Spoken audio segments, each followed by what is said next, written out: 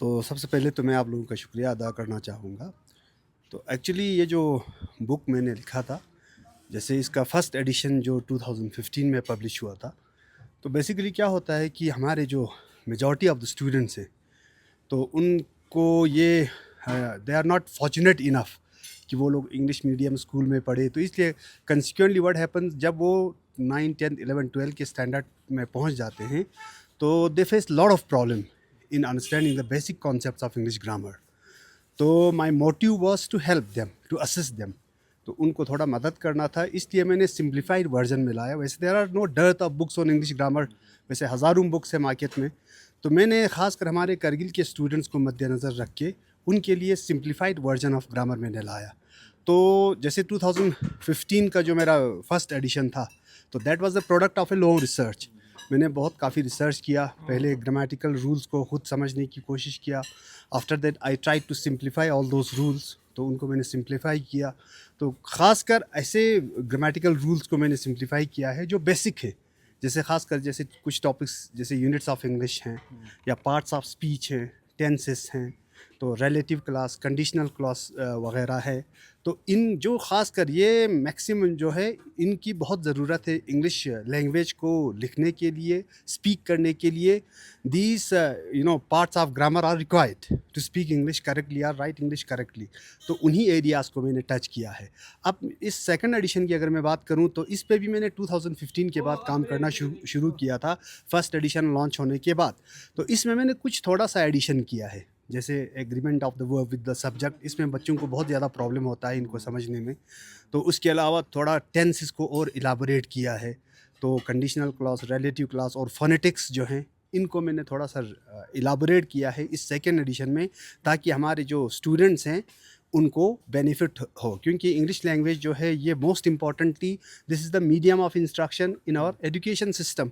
इसलिए हमारे स्टूडेंट्स को इंग्लिश लैंग्वेज में वेल वर्सित होना बहुत ही ज़रूरी है, आगे एक सक्सेसफुल इंसान बनने के लिए, आगे प्रॉपर एजुकेशन हासिल करने के लिए। तो इसीलिए मैंने इस सिंप्लीफाइड इंग्लिश ग्रामर को लॉन्च किया है। सर ज़्यादातर जो बिगिनर के टाइम पे स्टूडेंट्स को जो इंग्लिश के जो साउंड्स हैं मुख्तलिफ अल्फ़ाबेट्स के, जी, जी, जी। उसको समझने में थोड़ा सा इशू होता है। एग्जैक्टली उस वजह सर। से जो जैसे आपका वोवल और कॉन्सोनेंट हैं, जी, उसमें एग्जैक्ट अल्फ़ाबेट भी होता है, साउंड भी होता है। तो एग्जैक्ट इसको स्टूडेंट्स तक अंडरस्टैंडिंग कराने के लिए क्या कुछ किया आपने? तो इसमें मैंने एक फ़ोनेटिक्स का इंट्रोडक्शन दिया है, क्योंकि ख़ासकर जो प्रोनंसिएशन को लेकर, ख़ासकर हमारे जो स्टूडेंट्स हैं, वो प्रॉपर्ली मैक्सिमम वर्ड्स को प्रॉपर्ली प्रोनाउंस नहीं कर पाते हैं। तो उनको प्रोनंसिएशन से अवेयर कराने के लिए मैंने फ़ोनेटिक्स का एक इंट्रोडक्शन, शॉर्ट इंट्रोडक्शन इस बुक में मैंने लास्ट चैप्टर के रूप में मैंने दिया है। तो इसमें मैंने बच्चों को ये समझाने की कोशिश किया है, वैसे there are only 26 letters in English, लेकिन if we observe those 26 letters properly, then these 26 letters produce 44 sounds. तो उन 44 साउंड्स को सिंबलाइज करने के लिए एक आईपीए है, इंटरनेशनल फोनेटिक्स एसोसिएशन, उन्होंने एक सिंबल बनाया है हर साउंड के लिए। तो उन सिंबल्स का एक चार्ट भी मैंने इस बुक में दिया है।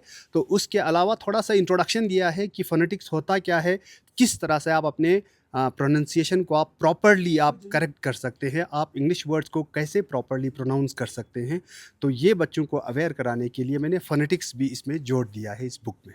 देखिए सबसे पहले तो मैं हमारे यंग ऑथर काचू हसन खान साहब का उनको इसकी बुक लॉन्चिंग पे इनके बुक जो है सिंप्लीफाइड फॉर्म ऑफ ग्रामर जो है उस लॉन्च करने पे और उनके उसके लिए इनको दिल की अमीर गहराइयों से मुबारकबाद पेश करना चाहूँगा, हमारे मेरे पर्सनली भी और हमारे पूरे हिल काउंसिल की तरफ से।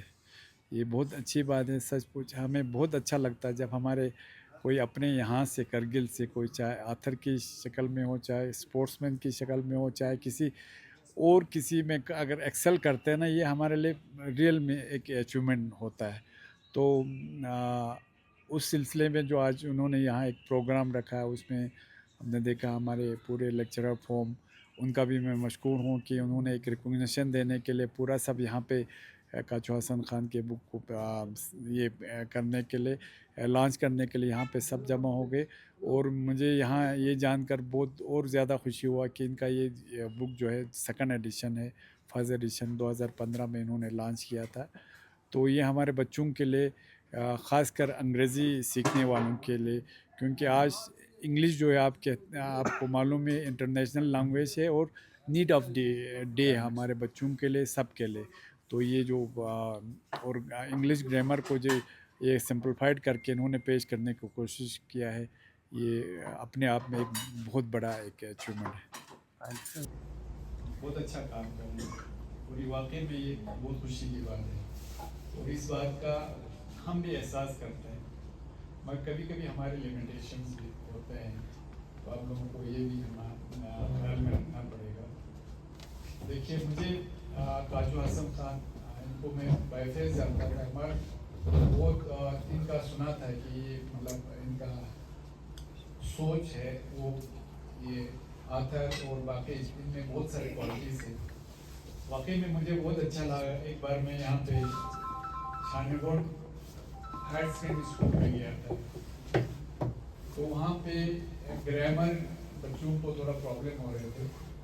एज एक्सपर्ट हमारे काजू हसन खान सर को लाया था वहाँ पे, सीनियर लेक्चरर। तो बच्चों का वो देख के मुझे बहुत अच्छा लगा। कबूल करते हुए यहाँ पे तशरीफ़ लाए, हमारे इस महफिल को आप लोगों ने रौनक बख्शा, इसके लिए बहुत बहुत शुक्रिया। ख़ासकर मैं honourable chairman LHDC Kargil doctor Akhun Mohammad Jafar sahab का अस्तहे दिल में शुक्रिया अदा करना चाहूँगा, पूरे लेक्चरर्स फ्रेटर्निटी की तरफ से, लेक्चरर्स फोरम की तरफ से, कि आपने हमारे दावत को कबूल करके आप यहाँ पे तशरीफ़ लाए, आपने इस महफिल को आपने रौनक बख्शा, आपका बहुत बहुत शुक्रिया सर।